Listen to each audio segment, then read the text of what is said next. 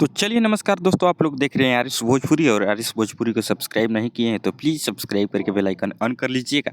दोस्तों मैं बता दूं कि ट्रेंडिंग स्टार खेसारी लाल यादव जी का होली का गाना बहुत जल्द आने वाला है। जी हाँ दोस्तों, खेसारी लाल यादव जी का होली का गाना बहुत जल्द आने वाला है। दोस्तों मैं बता दूँ कि खेसारी लाल यादव जी का पहला होली गाना का पोस्टर परसों आ रहा है। जी हाँ दोस्तों, खेसारी लाल यादव जी का 2026 का पहला होली गाना का पोस्टर परसों आ रहा है, तो आप लोग तैयार रहिए। खेसारी लाल यादव जी का पहला होली धमाका होने जा रहा है, यानी परसों पोस्टर आ जाएगा। उसी में आप लोगों को गाना का टाइटल, किस कंपनी से आ रहा है, कौन सा राइटर लिखे हैं और फीमेल सिंगर कौन है, और मतलब सब जानकारी आप लोगों को पोस्टर के माध्यम से दे दिया जाएगा। और कितने तारीख को रिलीज होगा वो भी आप लोगों को बता दिया जाएगा। फिलहाल आप लोग इतना ही जानिए कि खेसारी लाल यादव जी का बहुत जल्द गाना आ रहा है, यानी कि परसों पोस्टर आ जाएगा और 2026 का धमाका होने जा रहा है। यानी कि खेसारी लाल यादव पूरा मूड में